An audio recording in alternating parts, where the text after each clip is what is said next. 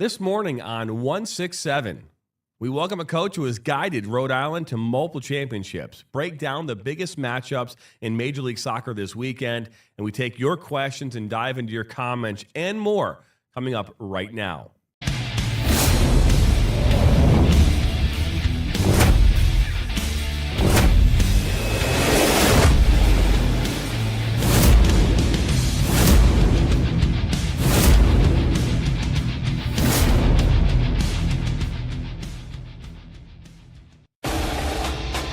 Welcome to Inside the Game on the National Soccer Network. Now, here are your hosts, Jonathan Turner and Nathan Wangler.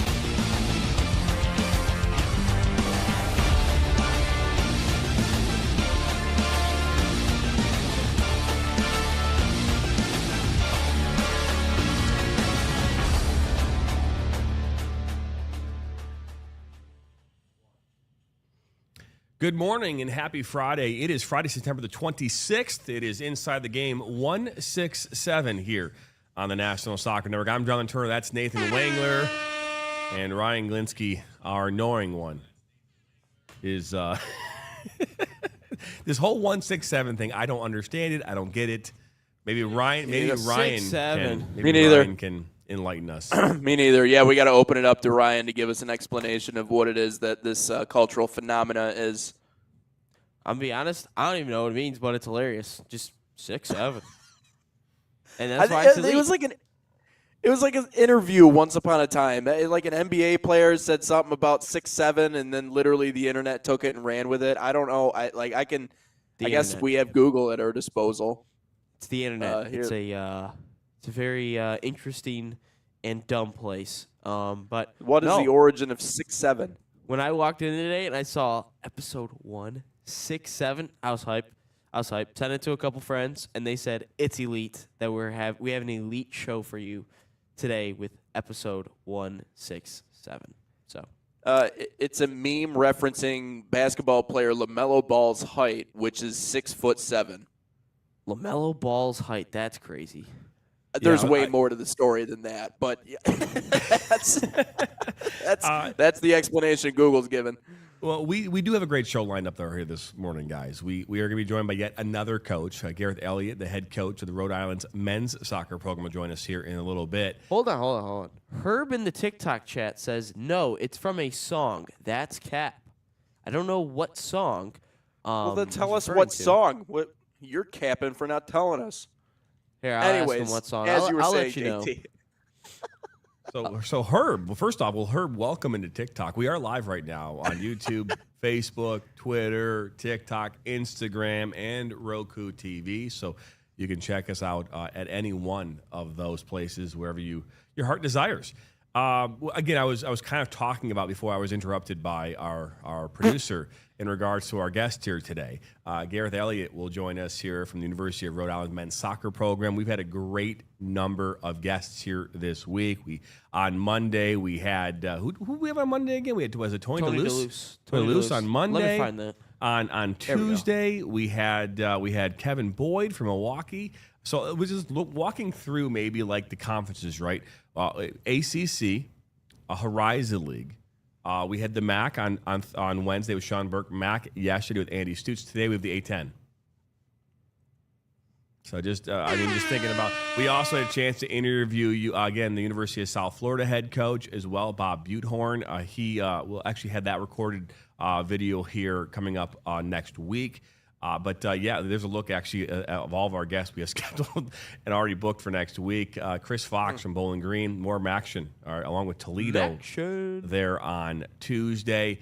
We then have Bob Butehorn on Wednesday, and then we had a chance to talk with both Gabrielle Anulari and Morgan Spittler from Toledo here as well. So they'll join us on Thursday. So a lot of great guests we've got lined up, and we're excited about it.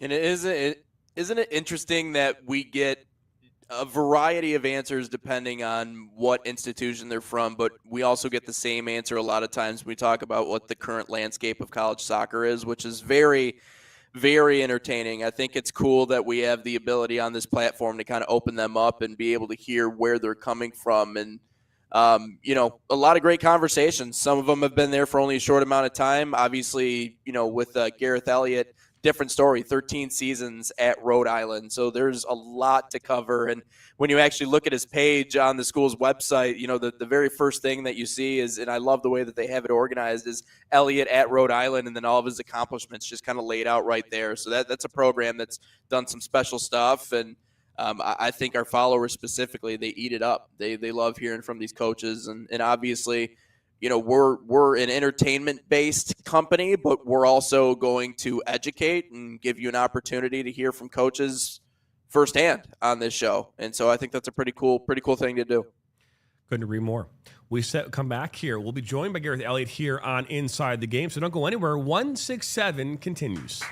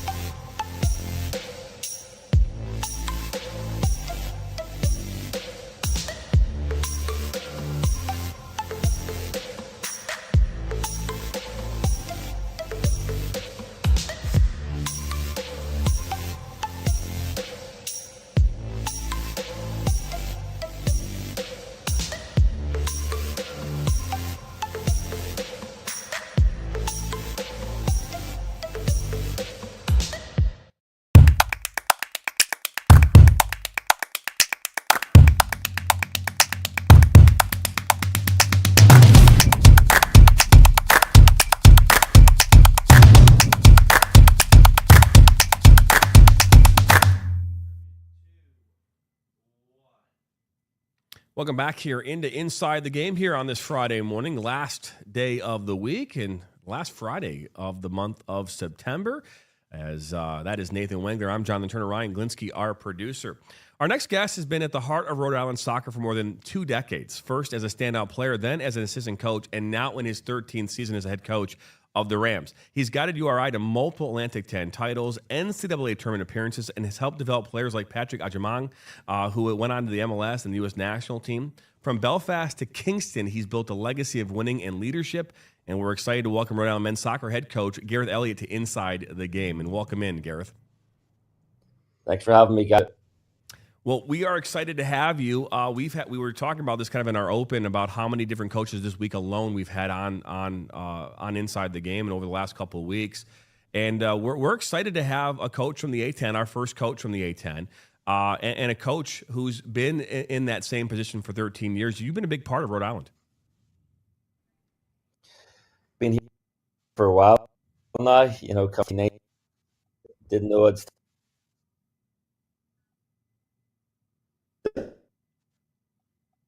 I think he's frozen up there. It's that good old-fashioned Wi-Fi, possibly. Are you there? Is that better now? Yep. Go ahead and talk. Can you hear me? Yep. So, obviously, I'm not sure what you heard there, but coming over to Frank, I didn't really envisage being here all these years later, but I've really enjoyed my time at URI and continue to enjoy my time here. Go ahead, Nathan. No, it's just that was the part that I was going to bring up. Oftentimes you don't see, a coach or a player really stay in one place for nearly as long anymore. I think in a lot of ways at certain universities, gone are the days where you're able to hold on to a coach for 20, 30 years, what have you. But you've been around this program for a very, very long time, and you just said you didn't picture yourself actually sticking around for as long as you have. But here you are all these years later. You've obviously carved out a legacy. What's kept you around at Rhode Island?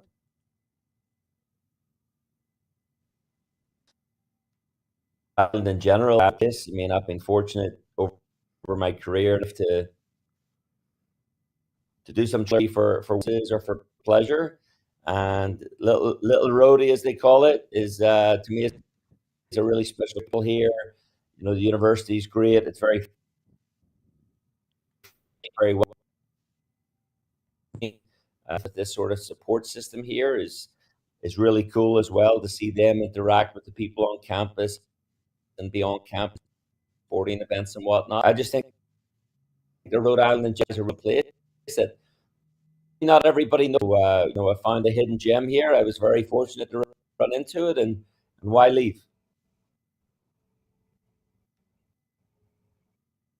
You know, it's again, we've talked about this, and Rhode Island is a state too, where when we talk about destinations, right? We talk about we've seen Vermont, the likes of Vermont have success here over the last year with their team.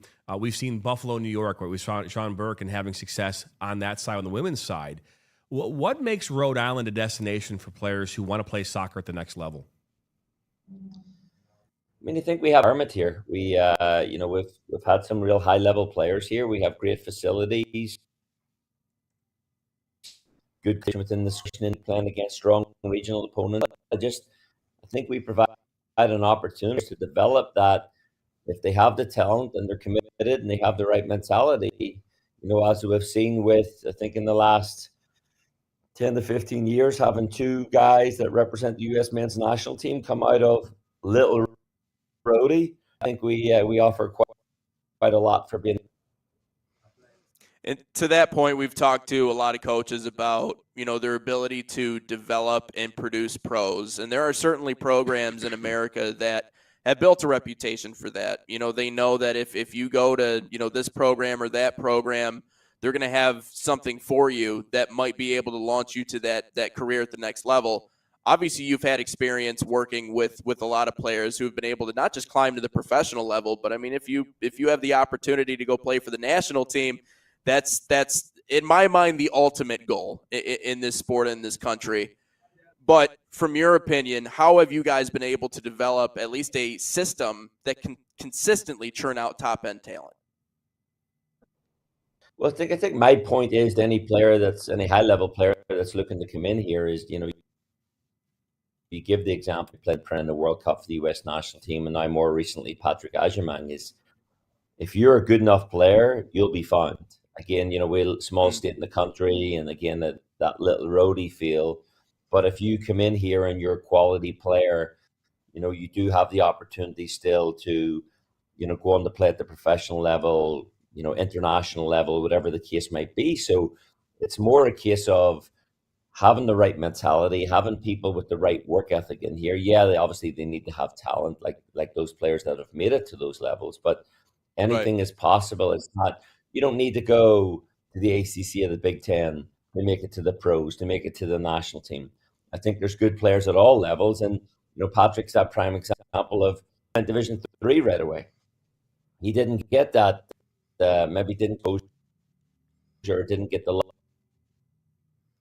coming out of high school team. It goes to show if you're good enough, they will find you. And to that point, you know, recruiting is obviously really important. And in order to have consistent success, you have to have consistent results in recruiting. And it seems like for a school like Rhode Island, you know, I think that the terminology you used was little old Rhodey, which I love. But it's kind of endearing because, you know, you look at a state like Vermont at the same time. You know, we cover the USL too here at the National Soccer Network, and they have one of the best, most loyal, crazy followings we've ever seen. But these little communities sometimes can bind behind their soccer teams, and it certainly seems like Rhode Island has done that. Have you felt the support in terms of fans and people coming out to the game and really the game day environment at Rhode Island? Oh yeah, I think really must have a lot of fans on green stuff there with the U.S. University National Championship. Things going on well up there. The community's involved. People are coming. But we do have a lot of fans that are coming to the product on the field that they'll keep coming back to watch. You know, we've talked a lot about about again the dynamics right now at play in soccer and how challenging it can be to be consistent, right? Because of roster changes, because of the transfer portal, right? Everybody is trying to kind of maneuver themselves in this really different times than it was 13 years ago, 14 years ago when you took over. So how are you as a program and as a coach handling the new dynamics that are played now in the collegiate game? Yeah, I mean, my view on things changes constantly, sports or otherwise, be adaptable. And you have to do whatever you can do in the best success. I mean, all the transition things, as you said, it's very much different from back in 2013. But for us, it's about finding quality players to the program to reduce the turnover within our program, because for a quality and an environment players will. I mean, there's going to be players that move on that we're in, but just like teams can come in and try to grab maybe some of our better players, we get other programs and try to do the same thing. So it's not for certain schools. Everybody can benefit from it. It's just trying to find a way that you can. So, do you enjoy the challenge? Do you enjoy the challenge of going into the transfer portal and trying to find players?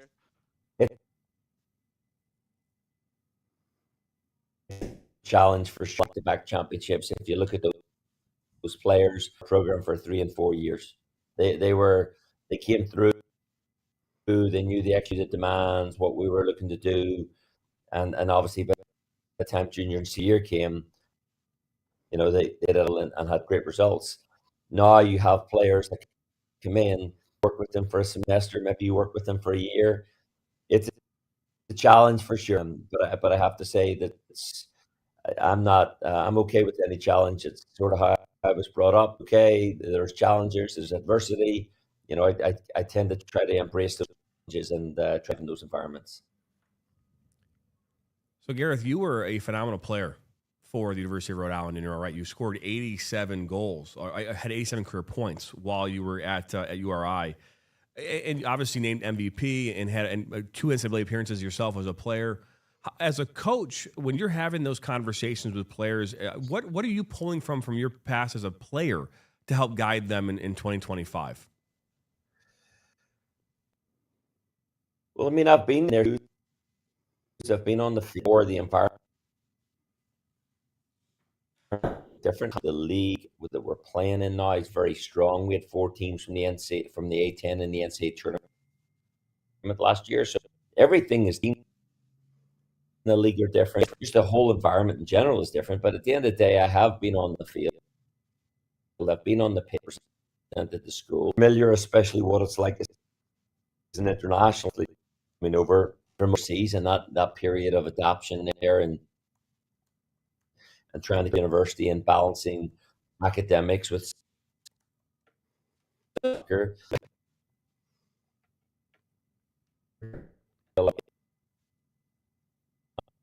Belief under the college soccer much higher than when I played. I'm not sure if I'm scoring, those goals and getting those assists game because again the game it's gotten to a whole. So we haven't had a chance to ask this question. I think this is it's probably maybe a unique one. You played at the University of Rhode Island. Obviously now you're a coach, so you've been part of this for 2 decades. Do you ever, sit back and pinch yourself and kind of think about this is is this your dream job? Like, because again, you played there, you're coaching there. Is this like your dream job as far as where you thought you could be, as a coach? Yeah, I mean, this is home away from home. I mean, they say, bleed roadie. I mean, a lot of games, I don't have no look. I can't, again, I've been in all the different seats here. I've been a student, an athlete. I've been now I've been the head. As I really love Rhode Island. My wife played volleyball at URI. Kids love coming all to the URI events, basketball, volleyball, name it. So that's, you look around the country and okay, well, this program and that program might have more resources and a bigger name, but this is home away from home. Again, this is my new home, and I think I'm forward than the University of Rhode Island home. I'm calling Rhode Island Rhodey from now on. It's official. Little old Rhodey. I love it, Coach. So our final question here today is one we ask a lot of coaches and anyone that comes on our show, because we love talking about food. Being that you are from Ireland, and Nate Wengler here also happens to be Irish. I have Irish in me too, but he's way more Irish than I am. Just a little bit. When you think about the food here, first question I have to ask is the corned beef and hash actually exist across over there in Ireland? Because I've been told that that's just an American thing that was created only for St. Patrick's Day. Is that true?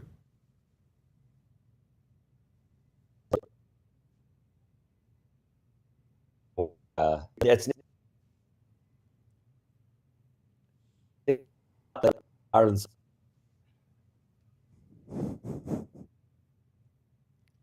I couldn't hear that one, but I don't know if you hear me now. Yeah. Beef and hash, it definitely is back in Ireland. Again, even like St. Patrick's Day, I think St. Patrick's Day might be celebrated more than it is back in Ireland. Yep. Just another excuse to go out and party for Americans. Yeah, for the most part. Yeah. Well, Gareth, we appreciate you stopping on by here today. It's exciting to get a chance to talk to coaches all across the country, and in regards to college soccer specifically. We wish you and your team here much success here the rest of the way. And good luck for the show. Thank you. Thank you very much. It was Gareth Elliott, the head coach of the Rhode Island men's soccer program, and the team currently is 1-6-2, 0-1-1 in the A10. But their last championships were actually back-to-back championships back in 2018 and 2019. We come back here. We'll continue episode 167 here this morning. Don't go anywhere. Right back. Experience the thrill of the game like never before with NSN's Game Rewind. Dive into full match commentaries enhanced with cutting-edge dynamic graphics, letting you relive the highs and lows of your favorite matches in astonishing detail. Whether it's a championship win or a legendary play, NSN Game Rewind bridges the past and future with a broadcast experience designed to captivate. Call 586-304-4405 and start watching today.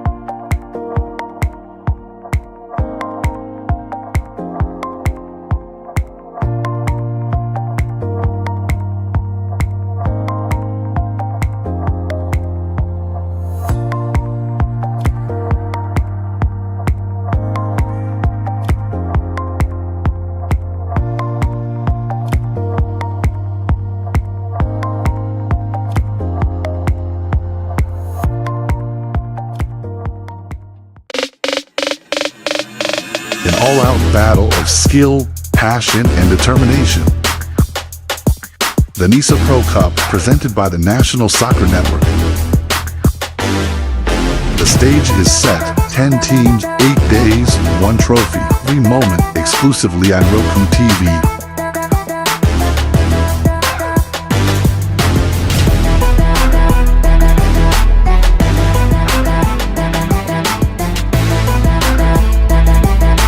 It all kicks off October 13th on the National Soccer Network.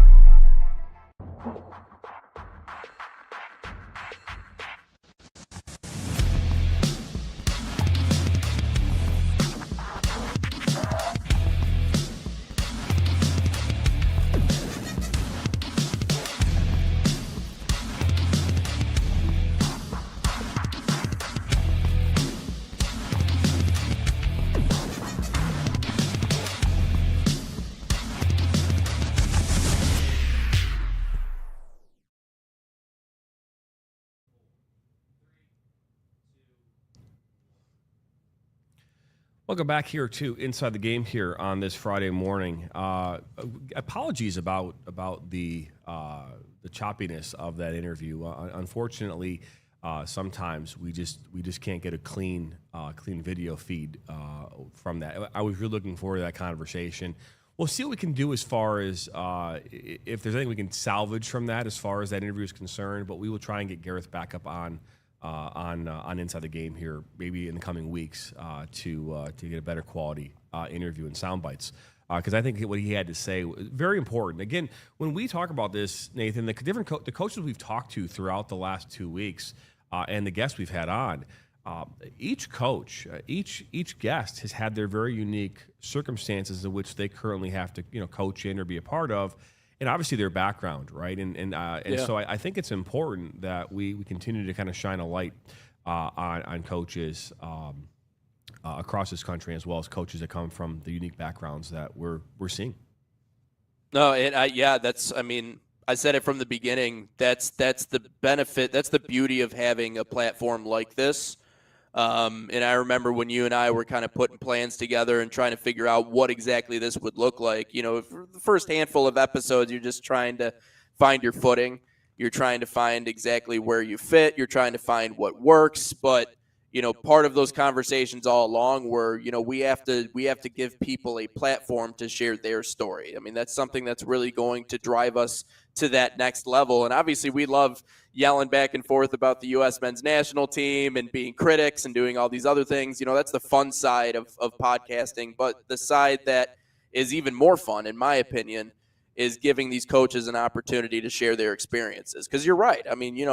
Gareth Elliott, been there a long time. A very long time at Rhode Island. And then you talk about different coaches who are into their first year and different parts of the country and different experiences and different places they were born. Being born in Northern Ireland, obviously that's a completely different look at the world from where he was born and raised. I did find it entertaining, the one part of that interview that we did get, that hopefully I can actually go back and figure out a way to kind of put it together.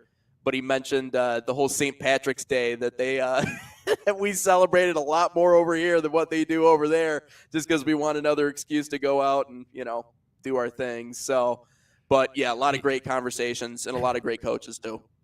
Yeah, I couldn't agree more. So this morning, I tend to share my personal stories on this show quite a bit, and today will be no different.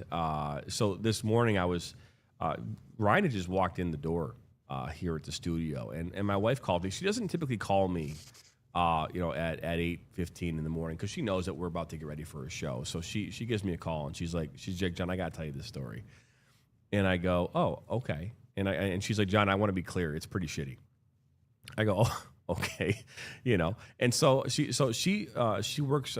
She's on the PTO at my daughter Zoe's middle school. And part of that, she has to go there and be in the student store. And I didn't have no idea that these kids come in, man. She said they sold $128 worth of snacks this morning. That's a lot of snacks to be sold at 8 o'clock in the morning. I bet. But they're in Stacking the up. They're in the student store. My daughter's always with my wife Bianca, and my wife's like, Zoe's like, Mom, what's that smell? Like, what is that smell? And my wife's like, I don't know. But she starts to catch a whiff of it too. And she's like, and she's looking at Zoe, looking at her shirt. Maybe there's something she's smelling. And no, they're smelling each other, I guess. And they don't. And then they look down, and sure as shit, there is dog shit on Zoe's shoe. But not only is it on her shoe, she stepped in it, and then she also kind of, I guess, crossed her legs and put it on top of the shoe, so it was on the bottom of her shoe. And there's a trail of it all around the student store. No. So when she's like, it's a pretty shitty story, I guess I got the pun in that line, but she's like, I had to give Zoe my shoes this morning, so I took her shoes home to get them all cleaned up. That was our funny story this morning here from it is homecoming week here for my kids. So tonight my daughter Brianna will participate in the homecoming parade as part of the swim team, and they'll do their nice little float. And then they'll be passing out in order to raise money for the swim team. They'll be passing out and selling baked goods during the homecoming game tonight. And then my son and my daughter are both going to homecoming tomorrow and enjoying that. So it's also my 25th high school reunion this weekend as well. Hey, all so right. looking forward maybe Okay. doing some heading out and seeing some of the old classmates from the year 2000 is when I graduated. So I was born in 2003, by the way. Ryan was born in 2003. Come on, Ryan from the top rope. But yep. Woo! So, but anyways, I thought that was. I'm going to have that this weekend. We have a lot of games, too, this weekend. We got PPP Hockey, which is that Peak Performance Prep Hockey League out of Rhode Island. Speaking of Rhode Island, right? We've got that this weekend. We've got a number of broadcasts for ESPN, for Oakland University. We've also got UPSL matchups here this weekend. Tomorrow night, we've got Red Block versus Duca FC. And then we'll see Detroit Metro versus Red Block on Sunday, again, out at Legacy. So a busy weekend ahead here once Lots again. of shout-outs. And then October, my goodness, we have over 100 broadcasts scheduled in October. And so, yep. Mind you, there's Yeah. only 31 days in October. Only 31 days. And we actually, on Halloween, I think we have like 7 broadcasts. 6 or 7 broadcasts is what you said? I did not say 6 or 7 broadcasts. You're changing. No. There is a 777 that It's just a joined Halloween our special TikTok on the thing. National Soccer Network. Anyways, Hey, so continue. let's talk MLS here real quick. A lot of games going on here. The playoff races are in full force here, right? We talk about these matchups. Again, there's quite a few. Toronto FC versus Inter Miami. Mustang Company Chase the Shield. That again tomorrow at 4:30 p.m. Eastern. So Toronto FC versus Inter Miami. Again, they're a few points shy. They're trying to chase that Shield. Is Lionel Messi, who scored a goal. Didn't he score a goal yesterday? I could have swore I saw it was Wednesday. I have no idea, but I have other news regarding Inter Miami. He's got other news regarding Inter Miami. But Okay. let's continue with MLS. The Red Bulls will take on New York City FC here. The Hudson River Derby will fire. Will play out with playoff seedings on the line. Again, both these teams fighting for a playoff spot. New England Revolution versus Atlanta United. The Revs seeking stability. Atlanta's attack travels, and see how that goes. Chicago Fire versus Columbus Crew. Crew's possession machine versus Fire's counterpunch is the storyline there. But a lot of games here coming up here this weekend in MLS. Again, they get now their final few weeks. Can I break the news that I think Ryan is about to break? Oh, you want to steal his thunder? Yeah, that's cool. I think I want to try. Is it Sergio cool. Busquets announces he's going to retire after this year? You stole my thunder. You stole it all. You stole it all. Okay, I'm sorry, man. But yes, actually, as of 18 minutes ago, it was released that Busquets will retire after Inter Miami. This was like yesterday. This was like last night. Really? Yeah. Oh, the piece I'm looking at was released 18 minutes ago, but good catch by you. Anyways, announced he will be retiring after this year. It's played nearly 830 professional matches since debuting with boyhood side FC Barcelona in 2008. But yes, Busquets is on his way out, and this roster is going to fall apart here pretty quickly. I mean, they're old, they're rickety, I don't know. I think this is this feels like a last dance type situation for Inter Miami. Like they gotta make it count now because they're getting old.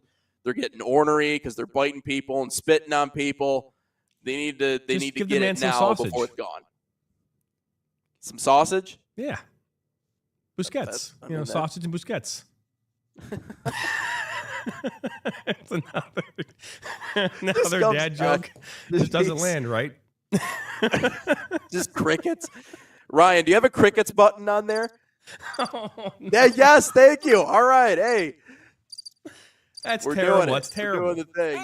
Okay, That's you terrible. can argue that maybe someone might call him biscuits. It's possible. I mean, someone who reads the name, they might call him sausage and biscuits. Oh, okay. All right. Well, If there was a restaurant nearby in Miami, like by the stadium, yes, it would be a terrible disservice to not name a food item after Busquets. Yes, I would say so. Yeah, do you think? There Yeah. you go. See, it's not Busquets and totally gravy. a terrible dad joke. I mean, I can imagine. I Busquets mean, and you know, gravy and I sausage. mean, let's be honest. I mean, you could totally go out there and call like a no teeth burger for Darren McCarty, right? I mean, you could do that, right? I mean, it would have been, Yeah, hell yeah. yeah, you know what I mean? Because especially here in It's Detroit. Hockey Town. Yeah, see? Yeah, exactly. There you go. Yeah. All right. Well, got food, hey, yeah, all right. for all your MLS coverage, obviously check back here this weekend. We'll have headlines and stories here on our website, thenationalsoccernetwork.com, throughout the rest of the weekend. We had a chance yesterday to talk 2 days ago, talk with Sean Burke, and then yesterday we had a chance to talk with Ball State's head coach, first-year head coach Andy Stutz, and both those teams saw each other last night down in over in Buffalo, East. New York, out east, Buffalo, New York, and technically so east, yeah. what was the final score of that game, Ryan? Oh, it's on your screen. Oh, okay. Buffalo won it 2-1 over Ball State. Jasmine Gerber and Adriano Victorino scored 2 goals for Buffalo, all in the first half, mind you, and then Delaney Caldwell brought one back for the Chirp Ball State Cardinals. But in the end, Buffalo continues their impressive home winning streak, or I don't know if it's a winning streak, but record at least. Hey, I could have swore that didn't Delaney Caldwell play for Midwest United this summer? Was she Midwest United or I know because we called you obviously the USLW. I don't remember if she played if she played in the Michigan leagues, and I believe she's from Michigan, so like out in the Kalamazoo area. I'm searching it up. Yeah, I got Ryan searching. So you called a bunch of believe Midwest so. United games this summer. I was curious if you. She's from Chelsea. She's from Chelsea, Michigan. Oh, she's from Chelsea. Chelsea. Yeah. It doesn't say anything. Maybe she played for Detroit City FC then. But again, Delaney's a very good player. Obviously playing there for Ball State, but Buffalo continues their homestand there. I mean, they are hard to beat at home. Can I also bring up one, since, my thunder was stolen, I feel like I deserve this part. CMU scored a goal yesterday. Central Michigan scored a goal yesterday. They tied Toledo 1-1. But CMU scored a goal. They're second of the season in like 9 games, but they have a goal. They scored a goal. That's all I got to say. And they tied Toledo. They did. Okay. They did. All right. Hey, I mean, Toledo's taking some shots at the Chippewas. All I'm saying. I think it's funny that we talked yesterday about draws, and just how annoying that is for for coaches. And then right on cue, we get a draw between Toledo and Central Michigan. That's hilarious. But no, on the Buffalo side, JT, I mean, there are just certain places that are just it can be a house of horrors for road teams for whatever reason, whether it be location, whether it be turnout, whether it be the way the field bounces or the pitch that is. It could be any number of things. There's just certain places and certain conferences and certain parts of, college athletics in America that you just don't want to go play because for one reason or another, it's just impossible to win games there or consistently have success there. Buffalo is that. And I loved asking Coach about that the other day because it just seemed like his ears perked up immediately when you mentioned it. He was like, oh, yeah. I mean, they actually try to create an environment that is conducive to that. And so that's the coolest part about it is they've created an atmosphere that they know they can get the most out of it. So it's cool to see for them. It's just a place I would not want to go play personally. And we talk about it a lot because there are just certain environments. When we talk about the USL too, the Vermont, we even talk about during the Rhode Island interview, right? Vermont and their fan base. I mean, they drew 5,000 people to every game. You'd go to Ballard FC, same thing. They would draw 3,000-4,000 people to every game. They'd be up in the rock. Even Ryan talked about they're up in the rocky wooded area behind the stadium. Oh yeah, that's right. And so where they could maybe hang out. Yeah. So in Narnia, as he's calling it. But yeah, I mean there are so many really cool environments to go and be a part of. I mean, I know that they say Nebraska is one of the hardest places to travel to if you're in football. I don't know if I've ever heard that up until this past week, but I feel like if you're a football player going and playing the big house or going into the U right? I mean, I feel like those are environments that no one would want to go into on a regular basis. Penn State. You I know, was Penn about to State. say, Yeah, I I mean, wouldn't want to the touch Penn whiteout that State they with do a there is 10-foot pretty cool. pole. Indiana's Yeah, apparently no. tough. Yeah, Indiana's apparently tough. No, place to Indiana's go. not tough, especially during day games. Indiana is not tough. Oh man, They still don't really care about their football very much. No, I can unfortunately. imagine. Some do. Hey, so here's what we're going to do. We're going to step aside here for a commercial break. We come back here. We're going to dive into some of your comments, questions, and some stuff from the mailbag. I know we have a bunch of stuff from Twitter land. I know what Ryan wants to get to this TikTok. morning, as well as TikTok. So we'll dive into that. You're watching episode 167 here on this Friday morning. Are you ready to create unforgettable moments for your audience? NSN offers professional live streaming and full broadcast services tailored to your needs. From high-quality production to exceptional coverage, we ensure your game or event becomes a spectacle to remember. Book your next game with us today. Call 586-304-4405 to schedule your broadcast and let NSN bring the action to life like never before.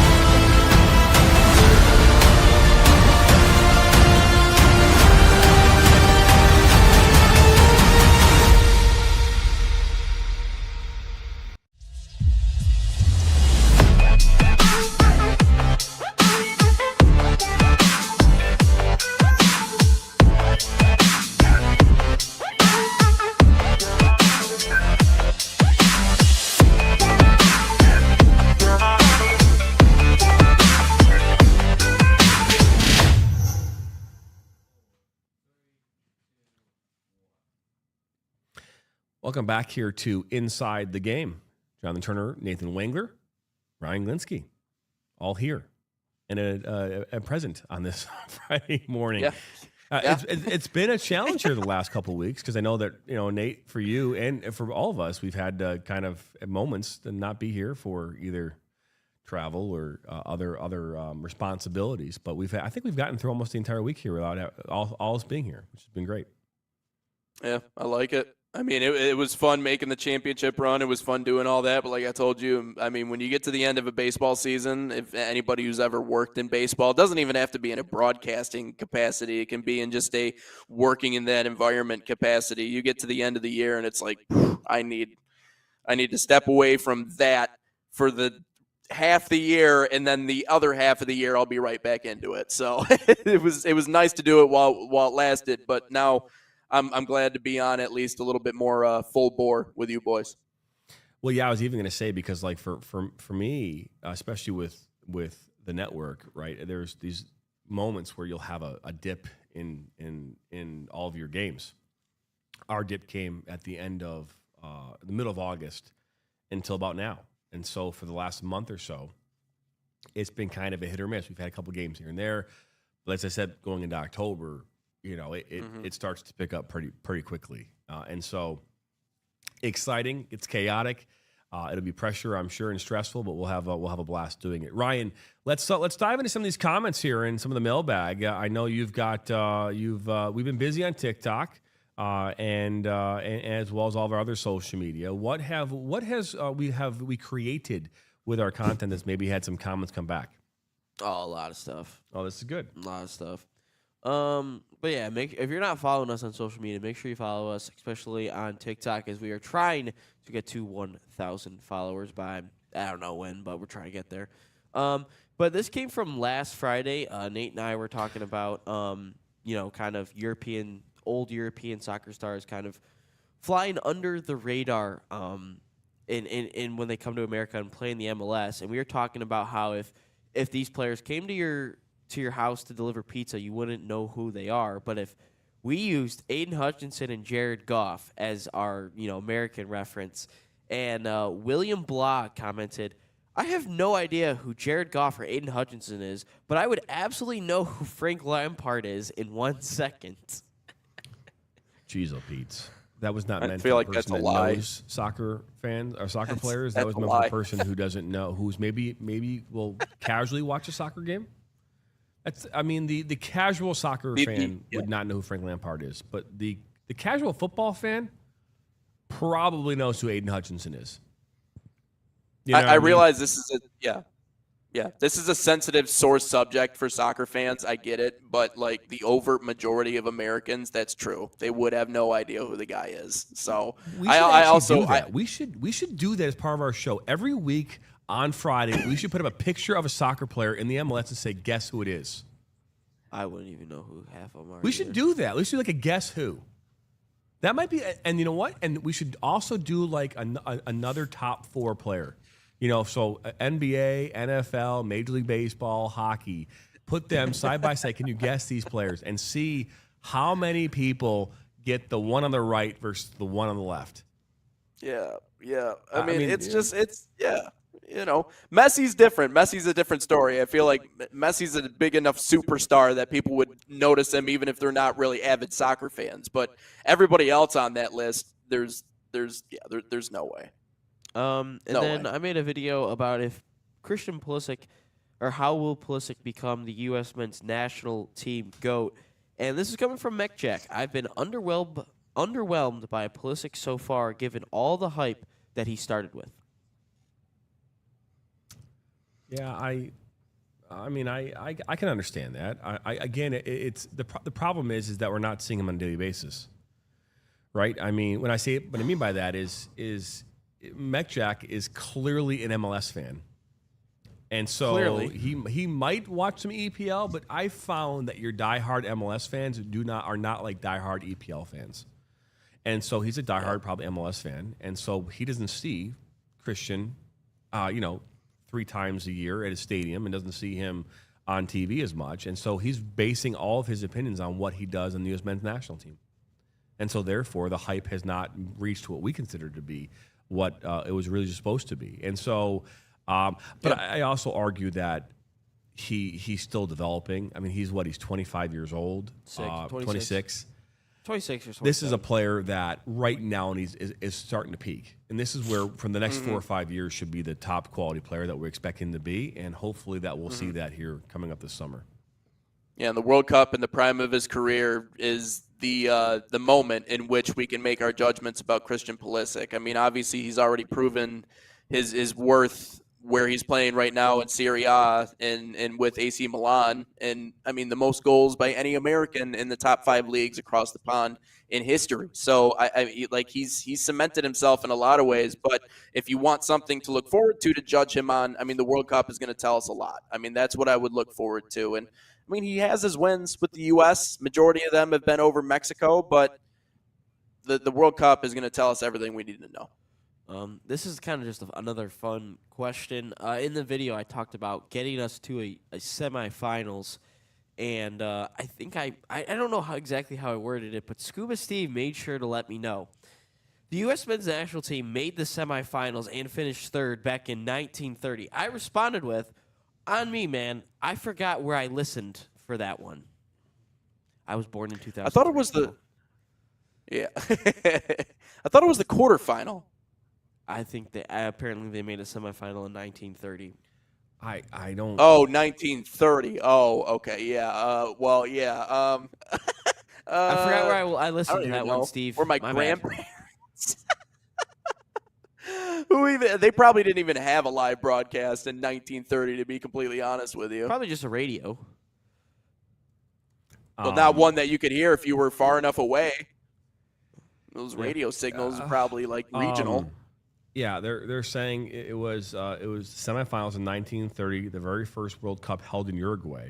The U.S. finished 3rd place after losing to Argentina 6-1 in the semifinal. Yeah, that makes sense. And so at that time, though, there was only 4 teams that played in it. So Wait, 4 teams played in the. it's a joke. Oh, okay. That would have been insane. I know, right? But I get That's it. really hard to qualify. Okay, the Lions have never won a Super Bowl, right? We know this. And are they closer than they've ever been? Yeah. Probably, right? I mean, we were 1 game away to making it to the Super Bowl for the first time here 2 years ago, and so And they choked. and then they choked, which we all could. But again, we consider and say to the farthest that they've gone, they hadn't even won a playoff game in almost 30 years. Is the U.S. men's national team closer to getting to a semifinal now than they were in 1930? I think that's the question you have to ask. I think it's how you have to reframe it. Are we closer now to getting to a semifinal than we were in 1930? I don't know. I think it's 1930. That was, I don't know. The answer is a distance. But in the no. 1950s, we were not did closer. we make a run? Huh? 1950s, we made a run too, didn't we? No. We beat England, right? Somewhere. in Shocker. there, We right? always beat England in everything, And even so- in wars. So, oh my goodness. But we beat England somewhere in there. But we have not. That's the furthest we've gone. That's the farthest we've gone was back in 1930 during the first ever World Cup. And so, are we closer to getting to a semifinal this time around? No, I don't believe we are. I think we're still very, very far off. A lot of things have to align. It's the drawing that comes up here in December will determine who we're playing in our group, and getting out of that group unscathed and healthy. And then what happens with the other groups? And what teams are we going to face? I think if you get a great draw and you come out on top of your group and you can play in that in the next stages, the knockout rounds, and get yourself there's a fighting chance, but a lot of things have to align, and I think that's an important thing. What else you got for us, Ryan? This one is coming from Mean Face Linko, same video. He says, for the men's U.S. men's national team, he is way under Landon Donovan and Clint Dempsey. He may have a UEFA Champions League under his belt. He has the best European career out of USA players, but he's not better than those two, meaning Clint Dempsey and Landon Donovan. Yeah. I mean, I think I was know. really Sorry, confused waiting. about what was waiting- going on. I didn't know was gonna whose go first. turn My it bad. was. It's a long week. Pause. Pause. Respect the pause, right? Respect the pause. You're good. No, I think that this is this is no different than the Michael Jordan, LeBron James, and who's the best basketball player of all time. I mean, Landon Donovan, Clint Dempsey, they played in a different time period.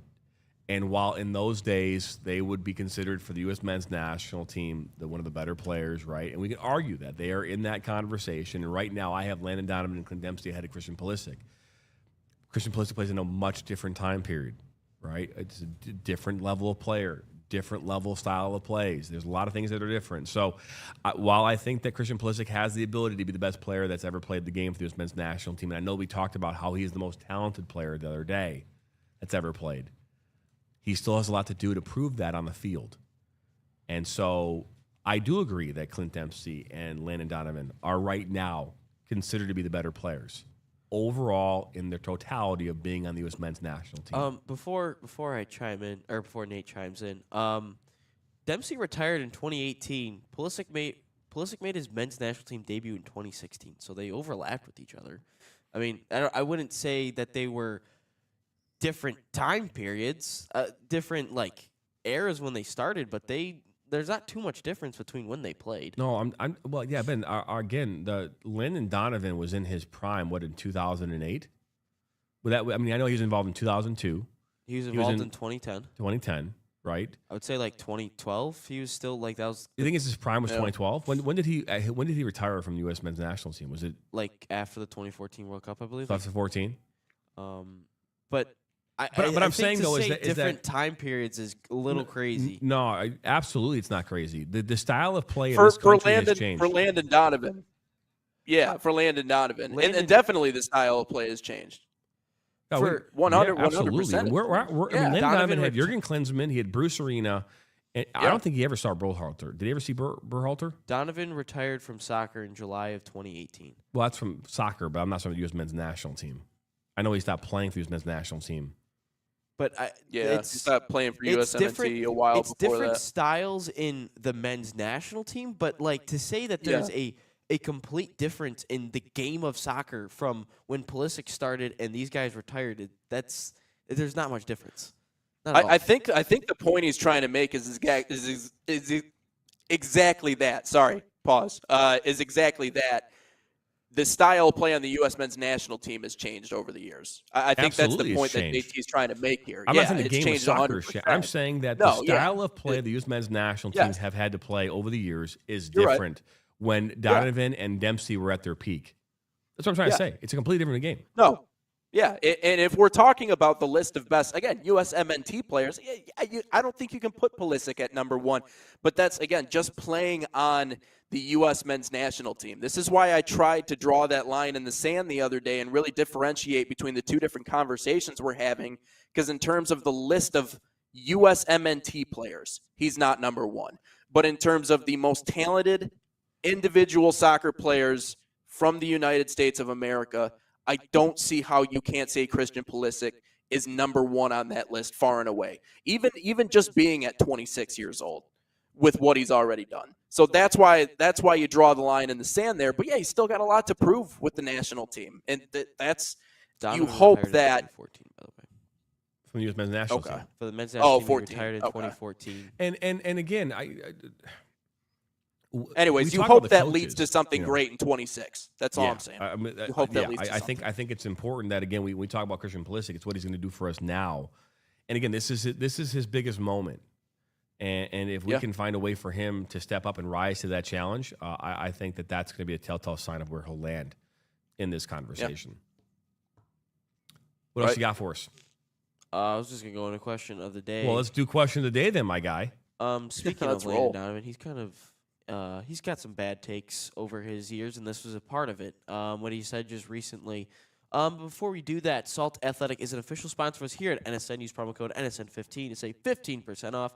Scan that QR code because everyone loves QR codes, or visit saltathletic.com today.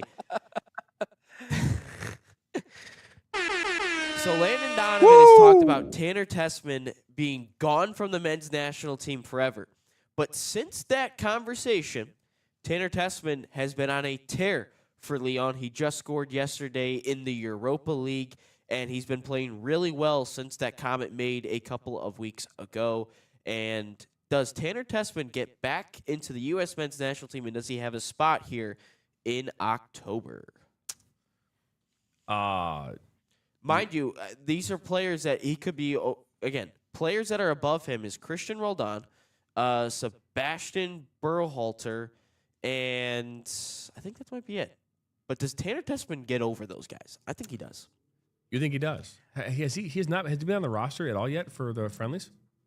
Like this last round? He was not in it this last round. Well, he is not. According to this, his first senior cap was back in January of 2021 in a friendly versus Trinidad and Tobago. I don't know how many caps he has, but and again, he was born in 2001, so he's slightly older than you by 2 years. 24. Grew up in Alabama. Is Tanner Tessman? I mean, what's going to happen over the next couple months is going to determine a lot of things. If he's in this October camp, then he has a fighting chance. But if he's not, there is zero chance. Well, the question was, does he have a spot on the October camp? I mean, if we're talking about Sebastian I Berhalter apologize. and Christian thought it was- Roldan, Does he have a shot in the October camp? Yes, to your point, yes. If he's not in the October camp, he has no shot in the World Cup. Yeah. Yeah, I mean, if there's, I think Sebastian Berhalter showed us a little something in the Gold Cup. I mean, I know we talked about, you and I, JT, we had those long conversations about obviously nepotism, but it's not the first time we've seen it, specifically with the U.S. men's national team. I think Berhalter's shown us something. Christian Roldan, I just thought that was an interesting addition. He didn't really show me a whole lot. Now I don't know what you guys saw because obviously you got to see them play against Japan. I didn't see a ton out of him personally. So if Tanner Tessman just continues to produce, I mean, if those are the two that are in front of him, why not? I mean, I'm coming from the perspective of try him out, especially with what you have. But that's, Okay. Berhalter's shown me a little something. Roldan, I don't know if I like that addition. As a former coach and someone who went through tryout processes, this is obviously very different than what I went through as a coach. But right now, what you're trying to do is you're trying to identify who your fringe players are, and then from there, you're trying to cut those fringe players to have your roster right. And so your fringe players would have already played this summer. Have we seen Tanner Tessman played all this summer? Was he on the Gold Cup roster? There was a ton of players not in the Gold Cup roster. But was he on the Gold Cup roster? No. Was he hurt? I have no idea. He's just Okay. been killing it in Lyon and Ligue Okay, 1. okay, but again, and while he's killing it now, I'm asking this question. Now, granted, are there going to be some diamonds in the rough that kind of show up out of nowhere and have a chance? I think that's possible, right? Especially, I think if you're saying that right now, because what the success he's having right now, could that put him in a spot where he could be there? Okay, great. But I don't know if it's time right now to be fair, to be screwing around with that shit. I think right now you're trying to take these 20. Is it what 30 or 40 players that you're talking about? You're trying to get it down to 26. That's the whole goal. Now, if Tanner Tessman is in the 40, these 40 potential players, which I don't know if he is. You're saying he's in the 40 players? I guess. Well, I'm I guess taking him over I'm Berhalter. curious because Christian Roldan didn't play in the Gold Cup. He was an addition literally right before South Korea, and he's in the same position. No, group. but my point though is that if Tanner Tessman wasn't part of, okay, he didn't play in the Gold Cup, but has he been part of this team over the last 24 months on a consistent basis? How many caps has he had? 6. He's had 6 caps. How many has Roldan had? Probably way more than that. How many has Berhalter had? Probably more than that. I just don't know if it's the right time to be doing Yeah. that. Is all my point. I don't. Again, if he contributes and he can do something for us, I think that should be. You should put him in an environment to do that. I mean, we were messing around. I mean, we had a B team for the Gold Cup. I mean, we were trying stuff out but there. he wasn't even on the B team in the Gold Cup. I mean, there was a lot of players not even. I'm aware of that. Yeah, but that's- again, if did he was he offered and turned it down? Berhalter has 7 caps. Did he turn it down? Was he offered? yeah. And said, I can't play? So, But I I have no idea. But if we have a player that is killing it over in Europe and he's playing against these top teams, I'm absolutely giving him a shot over Roldan and what's the other one? Berhalter. Like I'm putting him in Sebastian, October camp and I'm doing that. Like I don't think a Sebastian Berhalter is going to give us a shot in a World Cup game. No, I don't either. He should not be on the roster. I don't care who your dad is. He should not be on the roster. And I would rather give Tanner Tessman a shot here in October than a Sebastian Berhalter. Berhalter adds nothing for me. Outside of a name, I'd be like, oh, wow, that's his dad. Or, oh, the camera pans to Greg Berhalter and his family in a suite. Like, Yeah. well, that's about it. That's all he offers. right. By the way, I completely As a agree with player, you how with does he regards to stack up Berhalter. individually against other players? I realize you want camaraderie and everything like that, but we even talked about it before the first international window. We said this is the time to figure it out. And we're still doing a lot of figuring out. So why can't he be a part of that equation? And again, like head to head, look at on an individual basis, how do they stack up? I agree with Ryan. I think he's someone that could provide This us is what herein more lies the depth. problem with our country when it comes to soccer. Okay, this is the problem. Right now, we're in this mentality where we should be throwing anybody in there. No, you need to be. This isn't throwing anybody. You should have already thrown people in. Right now, you're eliminating people. You're not bringing people in, right? What it can call camaraderie means nothing right now. I don't care about the camaraderie as much as I do about who is going to be on this roster. And you're doing everything you can to eliminate players and to solidify players. And right now, Pochettino knows who the top 15 players are, top 18 players are right now. And if he doesn't, he's not a good coach. So he knows who those players are. The remaining 6 or 7 roster spots are the ones that are up for grabs. Those are the ones that are up for grabs. I don't know why you're laughing over there. Why are you laughing? Because you said the final 6 or 7 roster spots are up for grabs. They are. 6 or 7. Oh my God, dude! Seriously, it's like I can't. Jesus. I can't anymore, dude. All right, that's it. We're done. Turn it off. I can't anymore. But my Going point home. is, this is not the time to be throwing players in. This is the time to figure out who are these players. And again, if Tanner Tessman is a crucial part of this team, he would have been already playing. It's not like he's got 1 goal in 2025. He's got 2. According to this, he's played 5 matches, 1 goal, 0 assists. This is according to ESPN. 1 match, 1 goal in the Europa League yesterday. He's got 2 goals. Okay, so this is 6 games. So 2 goals in 6 games. What was it like last year? Last year, he was hurt a majority of the year. 184 games in his entire career, 14 goals. So that will say 15 goals, 6 assists. I mean, he's a midfielder. Midfielders are not here for goals. Yeah, midfielders. Okay, Yeah. if they're there for assists, he doesn't have that either. A holding- Tanner Tessman will not be on the October roster, and he will not play for the World Cup. Thank you. It was a great show today, though, guys. It was a great show. I'm saying it right now. Tanner Tessman will not be on the World Cup roster. I think he should. I appreciate that. Much like Indiana, too. You Hey, and- it is you and Friday, Ryan September the should have the 26th. friendly weight. We are wrapping up number 167 here today. Damn And straight we are. that's right. We'll be back at here. We got a great list of guests here next week. We'll put those up on the screen here once again. There they are. Chris Fox from Bowling Green Women's Soccer will join us on Monday. Mark Batman from Toledo will join us here on Tuesday. Wednesday. Bob Buthorn will join us from the University of South Florida. And then on Thursday, we're joined by Gabrielle Anular and Morgan Spittler from the Toledo Women's Soccer Program. So that will be all next week. But yeah, great week of week of shows. I just My Ryan man's on running on his Dark fumes over there. Knight-ness over here. But well, anyways, really adopted it. that is Nathan Wengler, Ryan Glinsky. I'm Jonathan Turner. We appreciate you stopping by. Don't forget to subscribe, like us, share this with your friends and family. We'll be back here again next week, same time, same place, right here on Inside the Game.